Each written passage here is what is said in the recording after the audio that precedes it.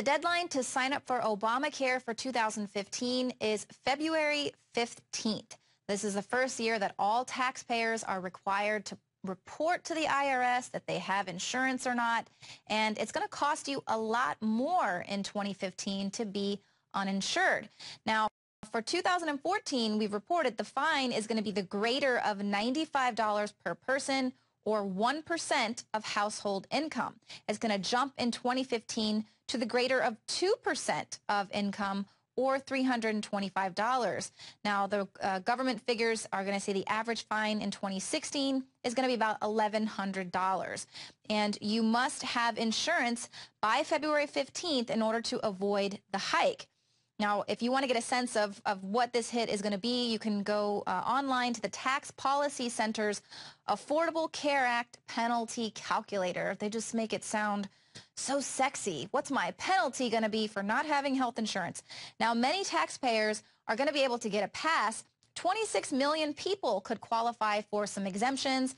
There's a list of more than 30 waivers, so be sure to check in with whoever is filing your taxes for you. Now, the insurance requirement and all the penalties, of course, has been the least popular part of this new health care law, and a lot of people really aren't sure just how much money they're going to be paying, how big and how bad this is going to be. But the reality is Obamacare was never going to be affordable. A common question we hear in our customer care center is, how much are the tax penalties for not having health insurance, and when do they apply? The tax penalties go into effect in 2014, which means if you're uninsured for more than 3 months in 2014, you may incur the tax penalty, and that penalty would be applied when you file your 2014 income tax return. If you don't qualify for an exemption to the Affordable Care Act's mandate to purchase qualifying health coverage, then you will be subject to a tax penalty. The penalty is phased in over a 3-year period. In 2014, the penalty will be the greater of 1% of taxable income, or $95 per adult, and $47.50 per child, up to $285 per family. In 2015, the penalty will be the greater of 2% of taxable income, or $325 per adult, and $162.50 per child, up to $975 per family. In 2016, the penalty will be at the greater of 2.5% of taxable income, or $695 per adult, and $347.50 per child, up to $2,085 per family. After 2016, the penalty will be increased annually by the increase to the cost of living. Households with incomes above 400% of federal poverty level will be exempt from paying tax penalties if insurance in their area costs more than 8% of their taxable income after taking into account employer contributions or tax credits.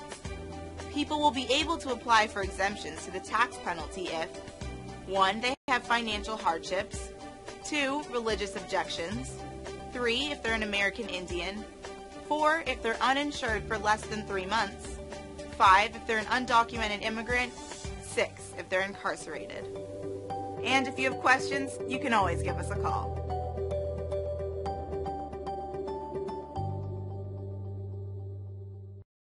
The Affordable Care Act has generated a lot of controversy, and one of the most difficult provisions that people are facing in 2014 is the possibility of Obamacare penalties if they don't get the required health insurance coverage required under the law. But there's a big misunderstanding that a lot of people have about exactly what the amount of the penalty will be. My name is Dan Kaplinger. I'm the Motley Fool's Director of Investment Planning, and today I want to talk about those Obamacare penalties to let you know exactly what you might be on the hook for if you're subject to the penalties. Now, basically, for 2014, for this year, you're talking about penalties of $95 per adult in a family, $47.50 for each child in a family, up to a family maximum of $285.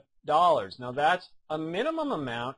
If your income is, if 1% of your income is more than that amount, then you might end up having to pay that. But the big misimpression people have is it's not 1% of your total income. It's 1% of your income over your respective tax filing threshold. Now, for single tax filers, that's $10,000. For joint filers, it's $20,000. So when you're calculating that 1%, you can't just take your income. You have to take that money, that $10,000 or $20,000 amount off the top of your income before you calculate that 1%. And in many cases, that's going to lower your penalty amount by $100 to $200. Now, the other thing to keep in mind is your penalty cannot exceed the average cost of a bronze level insurance policy under Obamacare. And many experts think that that's going to end up being at around the area of $4,500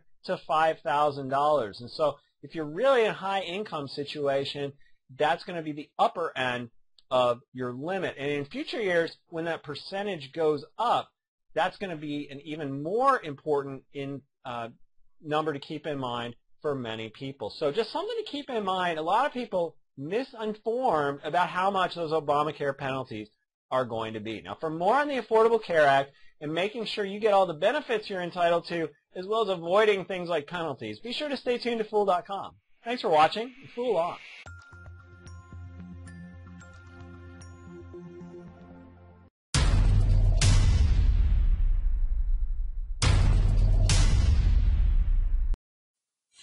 I predict black people are going to end up in jail by the millions due to Obamacare. A lot of y'all watch my videos, and some of y'all been watching them for years. And you remember me talking about Obamacare and telling y'all that it was going to be some bullshit years ago. I mean, like, way, way back. Right? I warned y'all that it was going to be some bullshit. The microchips ain't came yet, so we can breathe easy on that. But we can all agree this is some bullshit, right? I mean, can we not? The deadline is passed that you had to get some type of insurance or have Obamacare, or you will be penalized, a tax penalty. This is law. This was written into law. Another tax that they fucking made up.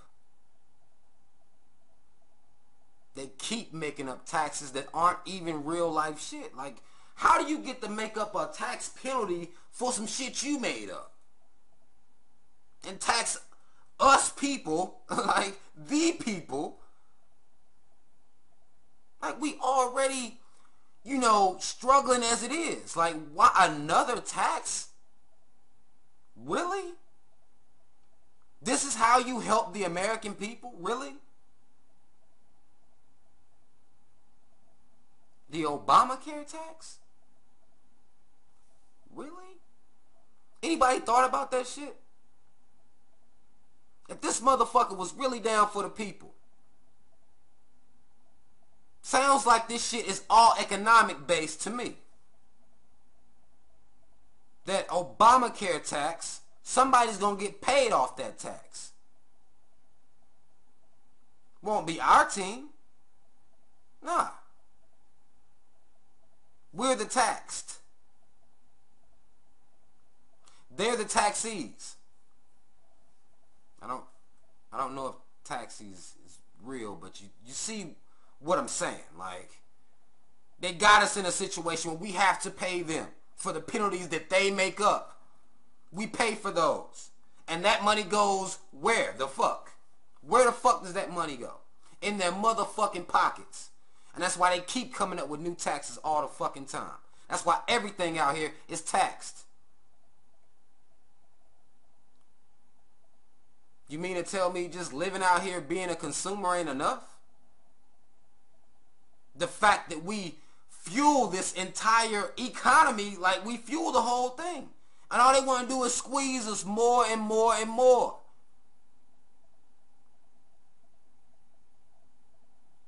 That sweatshop shit. Like, try saying that shit 3 times fast. Sweatshop shit. That's what that is.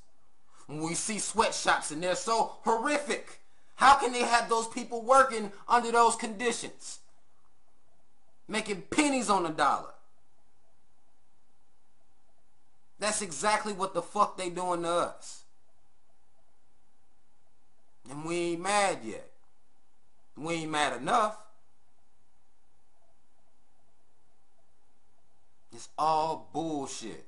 This Obamacare shit is bullshit. Here's the bottom line. If you don't buy the insurance, you get a fine. Correct? Everybody agrees that's what it says. If you don't pay the fine, it goes to the IRS. Everybody agrees on that? Correct. The bill says on its face, you do not suffer jail time nor are under threat of jail time if you do not buy into the insurance. That is all it says. Once the unpaid fine goes to the IRS, it is now a debt owed to the U.S. government via the IRS. You will do jail time. Anybody who tells you different is lying. Thank you for watching the Shikama Live Show. I thank the gentleman for yielding, and thank you, Mr. Speaker. You know, Mr. Speaker, if you're at home and you were sort of flipping channels between the football games and C-SPAN, and you flipped on and only heard the majority party, you'd think, wow, what a great plan. I mean, really. You'd think people are just going to fall all over themselves, and all these adjectives and declarative statements just sounds wonderful, until you look inside that bill and you find handcuffs.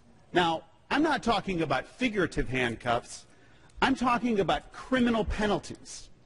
Criminal penalties that have been mentioned by the gentleman from Texas, criminal penalties that have been mentioned time and again on this floor. We've heard from the best and the brightest all afternoon, and not a one of them have answered why it is you have to criminalize people to coax them into a plan that's fabulous. It makes no sense. And this isn't my words. This is actually coming from the Joint Committee on Taxation, a letter that was written, ironically, with Chairman Charlie Rangel as the chairman of that committee, released 48 hours ago, that says, in fact, if you don't comply with the individual mandate, what happens to you? You can be subject to 5 years in prison, and you can be subject to $250,000 in fines. And the other side, with all due respect, with all the adjectives and all the flourishing speech, have failed to answer that question. And I submit to you, if we listen today, if we listen to the remainder of this debate, they will be silent in terms of a good answer as to why it is you need to criminalize people to coax them into a plan. And this is coming out of the mouth once again from Jonathan Gruber. Now, this is while he was writing the bill with the White House in 2009. He said that the Affordable Care Act would definitely not be affordable. This is according to an October 2009 policy brief. He said, the problem is it starts to go hand in hand with the mandate. You can't mandate insurance that's not affordable. This is going to be a major issue. And what's the difference? Well, they're closer than ever because there are no cost controls in these proposals because this bill is about coverage. So basically he's saying, let's just get people covered and then we'll worry about the cost controls. Then we'll worry about how to make it affordable, which is, of course, why you saw Obama using his magic pen so many times, just rewriting this law because, oops, after they had passed it, after they had got people signed up for it, they said, wow, people are going to not vote the Democrats in 2014, which is, of course, what happened. Now, Gruber said, of course, that the only way to control costs is to effectively deny treatment. So he said the real substance of cost control is all about a single thing, telling patients they can't have something that they want. You have to tell patients that surgery doesn't do any good. So if you want it, you will have to pay the full cost. So not only are your insurance costs going to go up, but you could be potentially saddled with the entire bill if you want to have an expensive surgery because your doctors are going to tell you that that you can't have it. It's not necessary. It's not going to do any good. Whereas in the past, of course, they would push all sorts of surgeries on you. Now, despite the president's pitches to the contrary, Obama knew that his health care bill was unlikely to control costs. Gruber said this in a 2012 podcast. So here he is again on tape. He said, "I wish that President Obama could have stood up and said, you know, I don't know if this bill is going to control costs. It might not. But instead, he says, I'm going to pass a bill that will lower your health care costs." And why? Because it sells. And that is the lie that Obama sold. I said this once or twice, but it bears repeating. And you can keep your plan if you are satisfied with it. If you like the plan you have, you can keep it. If you like your plan and you like your doctor, you won't have to do a thing. You keep your plan. If you like your health care plan, you'll be able to keep your health care plan. If you've got health insurance, you can keep it. If you like your health care plan, you will keep your plan. If you've got health insurance, you like your doctor, you like your plan, you can keep your doctor, you can keep your plan. If you have insurance that you like, then you will be able to keep that insurance. If you like your doctor or health care plan, you can keep it. If you like your health care plan, you can keep your health care plan. If you like your health care plan, you can keep your health care plan. If you like your private health insurance plan, you can keep your plan. If you like your health care plan, you can keep your health care plan. If you like your private health insurance plan, you can keep it. If you want to keep the health insurance you got, you can keep it. If you like the insurance plan you have now, you can keep it. And if you like your insurance plan, you will keep it. So if you like your plan, you can keep your plan. If you like your plan, keep your plan. If you like your current insurance, you will keep your current insurance. If you like your plan, you can keep your plan. If you like your plan, you can keep your plan. If you're happy with what you got, nobody's changing it. And of course, in order to do that, there had to be subsidies. And now check this out. 87% of new Obamacare users have been given federal aid to lower their premiums. That is your taxpayer dollars at work. Now, the Department of Health and Human Services didn't elaborate on how much it was offering to new Obamacare enrollees or what the total bill to taxpayers is going to be. So we don't even know how much this is going to cost the taxpayer. We don't even know how many new Obamacare enrollees are going to be able to, go for these taxpayer dollars. Like I said, up to 26 million people could qualify for some sort of a subsidy. But what we can tell you, more than 44 million of your taxpayer dollars are going toward travel expenses for the first family. Now, the latest vacation this year for the first family includes a couple having to relocate their wedding for Obama's golf game. He didn't want to miss the 16th hole there. And they had an entire beach in Hawaii evacuated for the Obamas. And you can see there's a guy, a Secret Service guy in a helmet on a jet ski, keeping people away from the Obamas so they can have the beach all to themselves. In total, the Obamas have taken 31 vacations since the president took office in 2009, and they have spent more than 44 million taxpayer dollars. It's all bullshit. This Obamacare shit is bullshit.